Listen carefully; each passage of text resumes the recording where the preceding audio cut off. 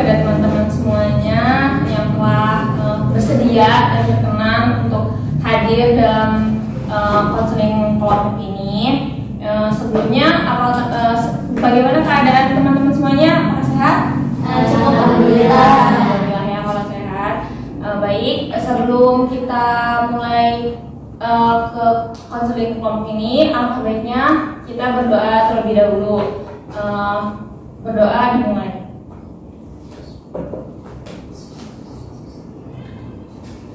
Berdoa selesai.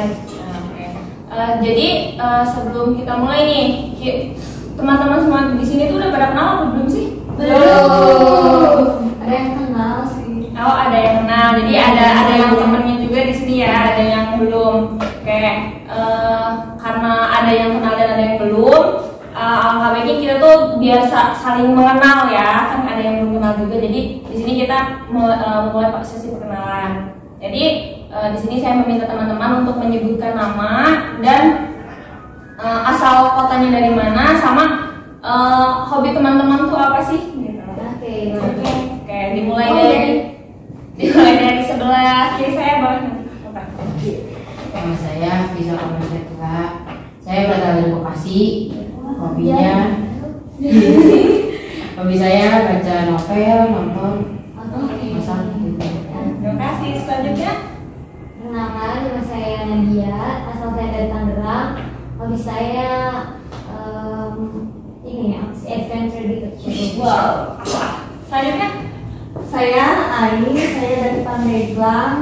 Hobi saya itu apa ya? Hobi saya traveling. Wah.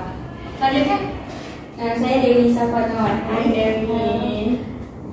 Asal saya dari Jungkulon. Wah, jauh ya? Iya. Jauh peradaban banget. Iya. Di sini nyebrang pulau dulu apa enggak? Iya, nyebrang pulau, terus nyebrang pantai. Hobi saya nonton ya. Nonton film. Tapi Perkenalkan, nama saya Balki. Saya dari Jakarta. Hobi saya bernyanyi dan traveling. Wah. Selanjutnya. Perkenalkan, nama saya Maya, asal dari Tangerang. Hobi saya membaca musik. Oke. Asik. Oke, kan teman-teman juga belum kenal saya ya. Perkenalkan, nama saya Udiga. Saya itu dari Pandeglang. Hobi saya itu membaca. Lebih ke membaca novel ya, teman-teman. Saya dulu. Iya, tidak. Oke, kan teman-teman udah menyebutkan namanya nih. Kan nggak ada loh, takut ada yang lupa sama nama teman-temannya. Saya di sini bakal nunjuk nih teman-teman udah kenal belum ya sama teman-temannya. Oke. Mau nanya siapa ya? Fatma deh. Fatma, hobinya dari Happy itu apa sih? baca novel, masak. Ya kan ya? Ya benar nggak? Happy benar. Oke. Happy. Asal kota dari Balkis itu di mana sih? Jakarta. Benar Balkis? Benar.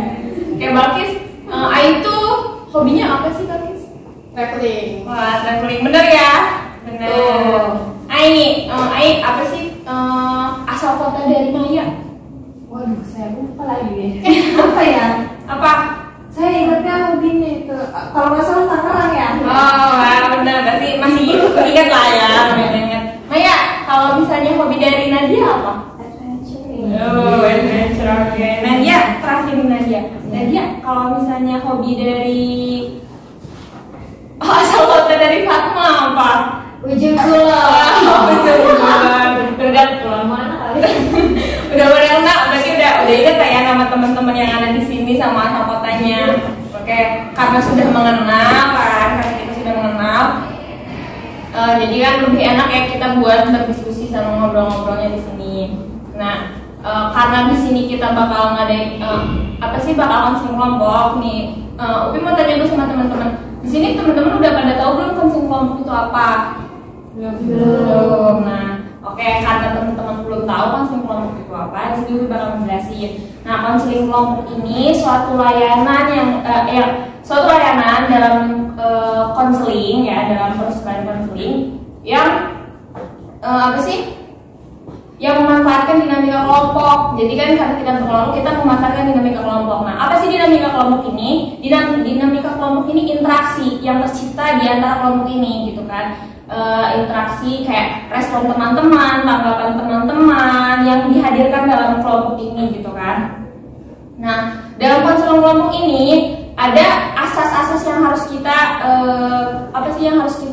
adakan gitu kan. Yang pertama itu asas kerahasiaan, karena di sini yang kita bahas konseling kelompok ini masalah pribadi diri teman-teman yang akan kita selesaikan. Jadi kita itu harus merahasiakan, menjaga masalah ini supaya nggak keluar kedengeran sama orang yang nggak masuk dalam konseling kelompok ini gitu kan. Diharapkan teman-teman mampu menjaga rahasia dari cerita teman-teman yang lain. Nah, selain ada asas kerahasiaan, ada asas keterbukaan. Nah, diharapkan juga teman-teman terbuka untuk menceritakan masalah yang teman-teman punya semuanya untuk bisa diselesaikan oleh teman-teman semuanya gitu, oleh teman-teman yang ada di sini gitu kan. Nah, setelah itu di sini saya sebagai pemimpin kelompok yang akan mengarahkan jalannya konseling kelompok ini dan bertanggung jawab terhadap apa yang terjadi di konseling kelompok ini. Dan teman-teman semuanya ini sebagai anggota kelompok yang memberikan tanggapan, respon, saran, solusi terhadap masalah yang akan kita bahas pada hari ini. Nah, setelah itu manfaat tujuan dari adanya konseling kelompok ini untuk mengentaskan masalah dari setiap permasalahan yang teman-teman hadapi, yang teman-teman rasakan saat ini, supaya bisa diselesaikan dan supaya teman-teman ini merasa terbuka gitu kan, supaya teman-teman ini bisa menjalani kehidupan sehari-harinya seperti biasanya. Oke, apakah teman-teman ada pertanyaan tentang konseling kelompok ini? Apa?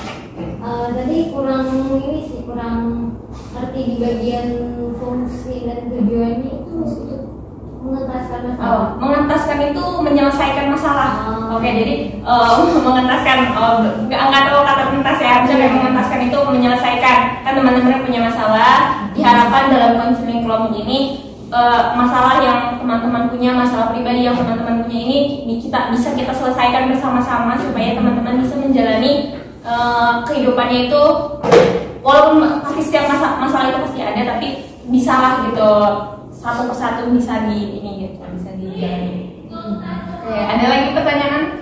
Cukup. Kayak mungkin saya rasa teman-teman sudah paham ya tentang konseling kelompok ini. Nah, karena asas dalam konseling kelompok ini kerahasiaan, saya harap dalam konseling kelompok ini ada ikrar supaya lebih mantep ya, supaya kita yakin sama teman-teman yang ada di sini.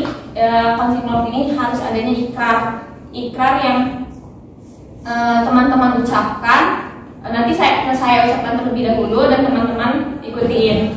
Oke, kita mulai ikrar. Teman-teman, mari kita ikrar terlebih dahulu sebelum memulai konseling kelompok ini. Oke, Bismillahirrahmanirrahim. Dengan ini saya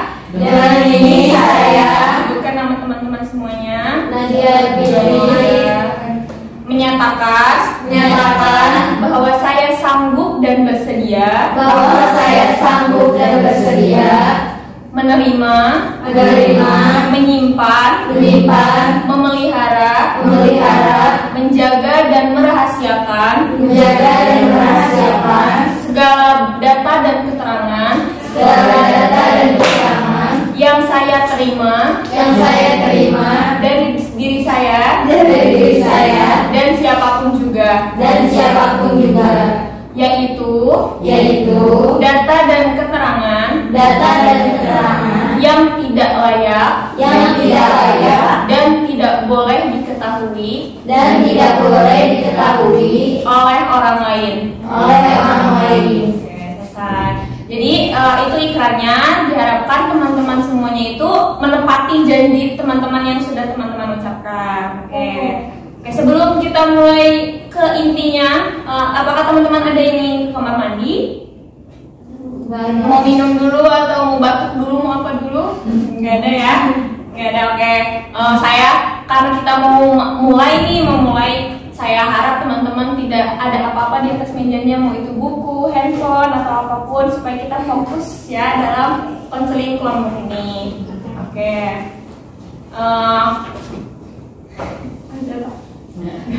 Oke, kan karena kita udah nih ya, udah selesai.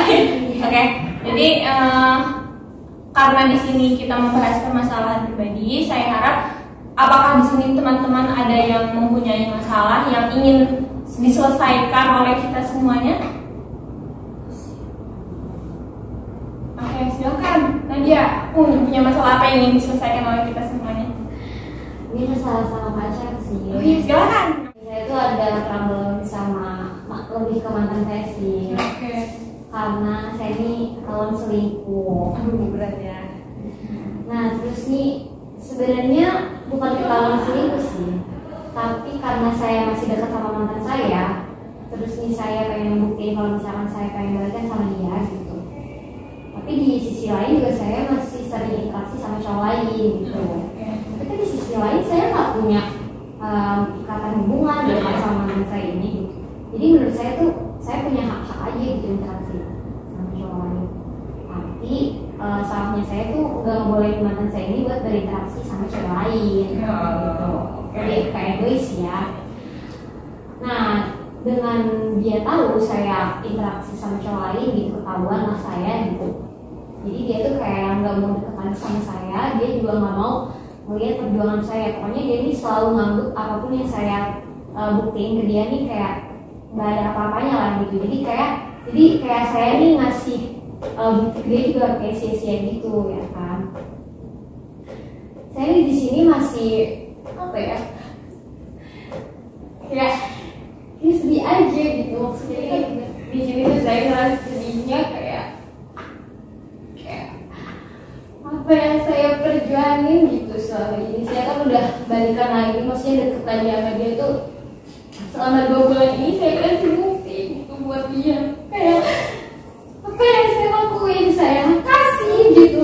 Saya apa ya kalau dia misalnya tuh top gitu. Tapi dia kayak bukan gak percaya, lebih kayak gak mau kasih kepercayaan dia buat saya gitu. Jadi ya minta solusinya gitu buat gimana caranya saya bisa ikhlas gitu ya. Karena dia juga udah gak mau menjalani hari-hari sama saya gitu.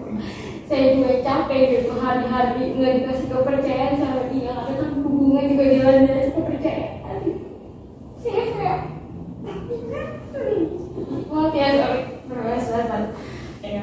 Jadi apa apa nangis aja kalau mau emang berat permasalahannya nggak apa-apa. Ya mau minum soalnya. Gitu. Iya bisa. Oke, jadi permasalahan dari Nadia ini kan, Nadia tuh mau balikan sama mantan, udah ngasih effort yang segitu besarnya buat balikan gitu kan, tapi ternyata karena trust issue sama masa lalu, terus Nadianya juga masih dekat dengan cowok lain mungkin, jadi itu yang membuat mantannya tuh kayak mikir-mikir lagi kayak oh ini beneran gak sih gitu kan ya kan. Nah, oke, jadi mungkin teman-teman memberi saran, tanggapan atau pertanyaan ini yang ingin ditanyakan. Oke, silakan Ayu. Yang saya lihat permasalahan dia itu sangat berat kali ya, sampai dia tuh gak bisa menangannya karena mungkin ya masalah orang lain yang kita lihat biasa aja belum tentu bagi orang itu biasa aja. Mungkin dia merasa ini sangat berat, bisa mengganggu aktivitasnya sehari-hari gitu ya. Karena mungkin pacarnya ini yang menemani dia selama 4 tahun ini susah senang bersama, sulit melupakan kenangannya gitu ya, sulit melupakan kebaikannya juga walaupun misalkan. Tapi kalau menurut saya ya emang kenapa saya mau nanya dulu nih, kenapa alasannya kalau misalnya dia emang belum bisa melepas mantan itu, kenapa harus putus dulu nih sebelumnya? Kenapa Nadia? Apa emang si cowoknya udah nggak mau apa gimana? Tapi kenapa udah putus tapi masih berhubungan, apalagi saling posesif gitu, nggak boleh deket sama ini, nggak boleh deket sama itu gitu. Kenapa harus putus gitu kalau emang masih sama-sama sayang, masih sama-sama nggak boleh sama orang lain? Karena mungkin lebih ke saya aja kali ya, saya nggak bisa menjaga komunikasi sama orang lain. Maksudnya interaksi sama cowok nih saya lumayan banyak gitu sama cowok. Jadi ya seorang pasangan saya tuh nggak bisa gitu menerima saya yang friendly itu gitu, karena kan di sini saya bilangnya egois yang nggak ngebolehin dia untuk interaksi sama cewek lain. Karena gimana ya, kalau menurut saya nih, kalau misalkan cowok itu kalau udah interaksi sama cewek pasti susah buat ngejaga perasaannya gitu kan. Sebaliknya kalau misalkan cewek tuh bisa interaksi sama cowok ya karena dia cuma nganggap si cowok itu tuh teman gitu. Oh jadi Nadia ini friendly gitu, tapi cowoknya ini enggak friendly gitu ya. Jadi lumayan tertutup lah sama cewek. Nah kalau menurut saya tuh dalam sebuah hubungan itu emang penting ya komunikasi, tapi ada yang lebih penting dari komunikasi itu pemahaman gitu, understanding. Jadi percuma kita mengkomunikasikan kalau nggak paham gitu kan. Nah kalau misalkan Nadia kan orangnya friendly gitu, tapi kan friendly Nadia ini ya udah cuma sebatas interaksi sewajarnya aja dengan teman gitu ya. Tapi pacarnya Nadia ini nggak bisa menerima sifat friendly Nadia. Kalau menurut saya harusnya sebelumnya dikomunikasikan dulu nih maunya kayak gimana. Maunya cowok Nadia ini misalnya Nadia nggak friendly, gimana caranya biar Nadia ini nggak terlalu friendly. Terus kalau misalkan Nadia juga kasih pemahaman nih ke pacarnya Nadia kayak misalkan nggak sebelumnya gitu, maksudnya cuma sebatas interaksi. Ya udah kayak gimana ya, kayak sesuai kebutuhan aja gitu. Nadia juga harus bisa menjaga batasannya, menjaga perasaan pacarnya Nadia gitu. Jadi biar sama-sama saling paham aja sih. Yang lain apakah ada yang bertanya atau menanggapi merespon atau bisa? Oke, Kak, saya tunjuk ya. Tapi gimana? Kalau menurut saya sih kayaknya lebih ke kepercayaan aja nggak sih? Maksudnya kayak Nadia udah bisa percaya sama cowoknya, kalau misalkan dia bisa ke macam-macam. Nah tinggal dari Nadia nya masih pengertian ke cowoknya kayak udah lu percaya aja sama gua, atau gua juga bisa percaya sama lu gitu. Soalnya kan juga mainnya cewek sama cowok juga udah kan, kita nggak macam-macam gitu kayak Nadia tadi bilang. Tinggal Nadia nya masih pemahaman kayak udah buat percaya aja udah gitu. Maya gimana? Apa tanggapannya terhadap permasalahan dari Nadia? Kalau menurut aku sih Ya apa? apa ya? Kenapa apapun yang terlintas di pikiran Maya tentang permasalahan hubungan Nadia ini? Kalau aku ini sih dari kata saya percaya aja itu sih, emang itu saya percaya. Iya, saya mau nanya dulu. Jadi Sekarang tuh sebenarnya hubungannya tuh kayak gimana gitu? Apa udah nggak sama sekali komunikasi? Masih komunikasi sih, jadi setelah kejadian kemarin itu aku bikin perjanjian sama dia kalau misalkan yang aku ketahuan lagi interaksi sama cowok, jadi ya udah kamu nggak perlu kasihanin aku meskipun aku nangis kayak gitu kan. Sebenarnya tuh dia udah nolak gitu karena beribu kali dia nerima aku, beribu kali juga aku mengkhianatin dia, dan beribu kali juga dia maafin aku. Jadi dia nggak pernah mau mengulangi hal itu gitu. Menurut dia tuh balikan sama aku tuh kayak memutar ulang waktu aja, kayak ulang kali di situ-situ aja gitu kan. Karena kan menurut dia nih gue udah ngasih kepercayaan gitu loh buat lu, gimana lu di belakang gua gitu, itu harusnya lu yang bisa ngejalanin, kan gue udah ngasih kepercayaan gitu. Dan di sini juga saya sebenarnya menyadari kesalahan saya gitu ya. Yang pertama saya egois, terus juga yang kedua saya terlalu memaksakan kehendak. Kalau bisa kita tuh sebenarnya udah nggak bisa bareng gitu kan. Tapi di sisi lain tuh saya juga masih butuh sosok pasangan saya yang satu ini gitu kan. Selain dia mengerti gimana mood saya kan, mood saya ini kalau lagi capek emang benar-benar swing banget ya, gitu. Biarnya tuh bener-bener gitu, sampai dia tuh pernah, sorry ya ini oversharing banget. Iya nggak apa-apa, kan di kita di sini berdiskusi bercerita bersama. Sampai dia tuh pernah ngomong ke saya, katanya kamu kenapa sih kalau misalnya sedih ke aku, tapi kalau misalnya lagi senang tuh sama sekali aku nggak ngerasain itu. Karena saking aku tuh sering ngeluh banget gitu. Nggak tahu ya, emang saya tuh kayak tiap hari, bukan tiap hari, kayak tiap jam, tiap berganti suasana tuh ada aja gitu, ada aja hal yang membebani gitu kan. Sampai dia tuh ngomong kayak nanti besok masalah kamu apa lagi gitu, karena mungkin karena sering saya tuh ngasih ceritanya tuh banyak masalah aja gitu sama dia gitu. Dan yang saya salut, yang udah saya temuin dari cowok lain adalah kan cowok tuh susah gitu ya buat nerima cewek yang oversharing, itu yang pertama. Terus juga cowok juga susah buat nerima cewek yang hidupnya tuh banyak masalah, problematik lah misalnya ya, toxic gitu. Tapi pasangan yang saat ini tuh mampu deh, jadi saya belum bisa melepaskan sepenuhnya.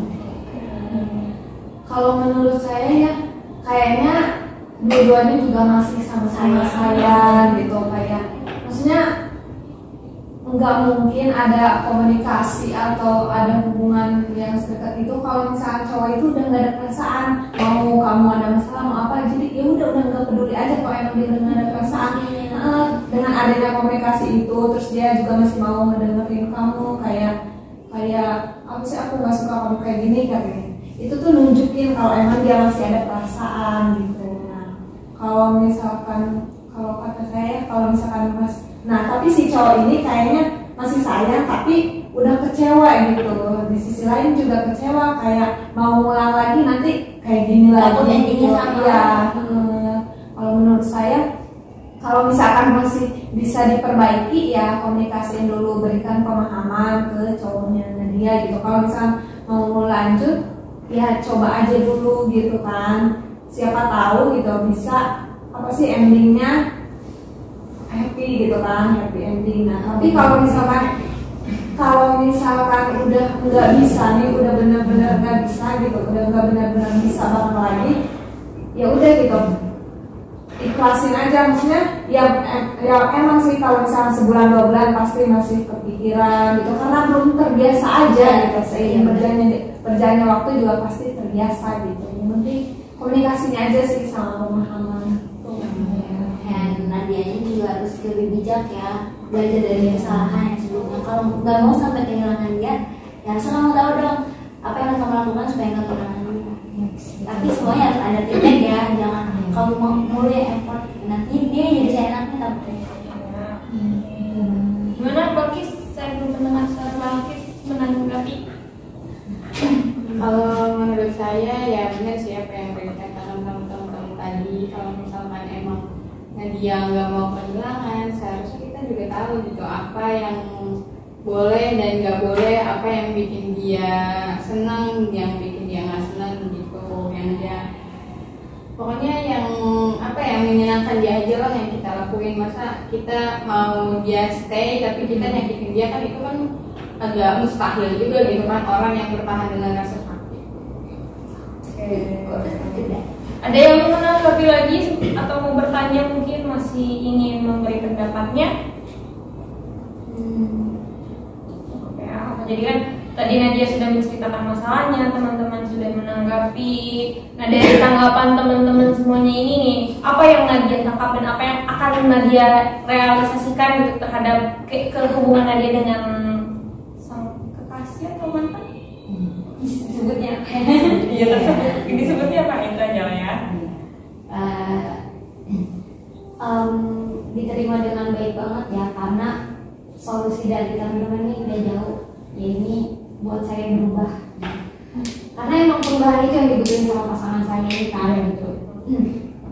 Terus juga mungkin usaha dimana akunya tuh harus lebih bisa lagi dalam interaksi sama lawan jenis gitu ya, karena kan niat aku di sini juga mau benar gitu tuh ya.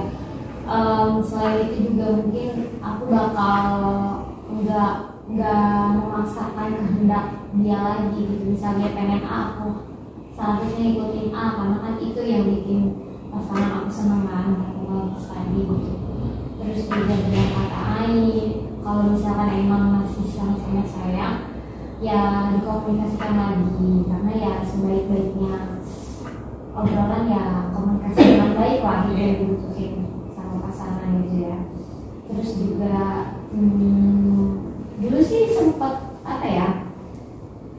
kejadian juga ya, karena saking saya capeknya gitu, saya mulai kesalahan yang sama dulu, saya sempat pengen ganti HP ke HP tombol gitu.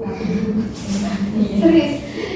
Terus tapi saya mikir lagi karena saya punya tugas kuliah di mana jadi itulah gitu. Pasangan saya juga sempat ketawa, wow katanya ini Iya, sayangnya enggak kepancing gitu kan. Terus pasangan saya juga percaya gitu kan. Capek gitu ya, nggak dipercaya itu sebenarnya capek ya gitu. Tapi berubah bisa nggak sih sebenarnya merubah diri kita? Nah itu sebenarnya susah menurut aku ya, karena di sini terbilangnya pernah selingkuh gitu. Selingkuh itu penyakit teman-teman. Jadi nggak bisa yang namanya full 100% berubah. Tapi bukan perubahan, istilahnya itu kayak bukan perubahan ya, tapi lebih ke mengurangi iya, terus juga menyadari kalau misalkan selingkuh itu salah gitu. Terus membatasi juga gitu, dan itu yang katanya yang mengurangi, membatasi, menyadari itu tuh dilakuin sama orang yang selingkuh itu susah gitu, karena bawaannya tuh pasti kayaknya ngobrol sama orang lain asik gitu, karena kan ya manusiawi aja gitu kan, kita kalau misalnya interaksi sama yang itu aja juga kayak nggak ada warna banget gitu hidup. Itu juga sebenarnya sempet diomongin sama pasangan saya gitu, kayak kenapa kamu kayak gini, aku juga pengen interaksi sama yang lain gitu, dalam artian bukan kayak pengen deket sama orang lain gitu ya, pengen punya warna gitu yang tadi saya maksud. Sebenarnya susah, tapi mau nggak mau kan hubungan saya nggak sebulan 2 bulan gitu ya, 4 tahun itu udah berjalan bisa udah lama. Izin menanggapi. Kalau masalah ya sih emang selingkuh itu kan penyakit, jadi emang susah gitu ya untuk kita juga sebenarnya pengen berubah ya, tapi susah gitu, apalagi ada orang yang jadi permasalahan itu, maksudnya ada cowok lain yang mengganggu kita terus. Nah kalau menurut saya tuh ya, biar nggak bosen di dalam hubungan itu, nah dia sama cowoknya kenapa nggak coba hal yang baru gitu. Kayaknya itu tuh hubungannya terlalu stuck gitu, kayak jadi bosen gitu, jenuh, nggak ada. Kalau misalkan nggak bisa diganti orangnya, kenapa nggak diganti suasananya aja? Ya tadi kan Nadia bilang katanya hobi Nadia itu adventure ya, lucu-lucu gitu. Nah kenapa nggak ajak cowoknya sesekali? Itu tuh bisa, apalagi ke alam-alam itu bikin tenang, terus menambah menambah energi juga, jadi happy juga, jadi makin deket juga sama pasangan, kayak berdua quality time ke alam, apalagi kan maksudnya jalanan menuju Curug itu kan nggak mudah, pasti ada banget kebersamaannya gitu. Terus kalau bisa juga pas lagi fase itu ya, lagi quality time itu jangan dipakai buat bertengkar ya, atau membahas masalah yang udah tapi udah lanjut ke depan ya. Betul banget yang bisa diterima dengan baik. Jadi Nadia sudah menemukan apa yang harus Nadia lakukan kan ya, selebihnya dari apa saran teman-teman, dari apa tanggapan teman-teman semuanya, Nadia telah menemukan apa yang harus Nadia lakukan. Oke, karena Nadia sudah menemukan apa yang harus dia lakukan, mungkin sudah kita cukupkan ya. Apa ada yang mau menanggapi lagi atau menambahkan lagi? Cukup. Oke, karena sudah Nadia sudah menemukan solusinya, sudah ada nih rencana Nadia ingin melakukan apa terhadap hubungannya. Jadi konseling kelompok ini kita cukupkan. Tapi sebelum kita selesaikan konseling kelompok ini, saya mau menawarkan kontrak terhadap teman-teman. Apakah teman-teman ingin melakukan konseling kelompok ini lebih lanjut atau mungkin hanya sampai di sini? Boleh lanjut. Teman-teman ingin kapan kita melanjutkan? 3 minggu ke depan kali ya. 3 minggu ke depan ya. Di hari yang sama atau mungkin hari yang berbeda? Di hari yang sama. Di hari yang sama aja. Berarti hari Rabu, 3 hari Rabu dari 3 minggu ke depan sih ya. Iya. Oke, terima kasih ya.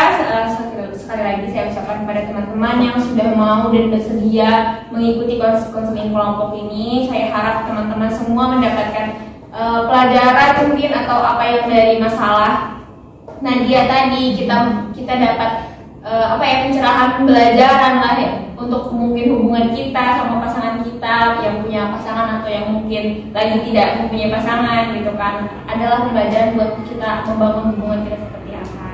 Oke, terima kasih teman-teman sudah ada di sini. Saya meminta maaf bila ada salah-salah kata yang saya ucapkan, kurang dan lebihnya mohon maaf. Sebelum kita mengakhiri konseling kelompok ini, alangkah baik kita mengucapkan lafaz hamdalah.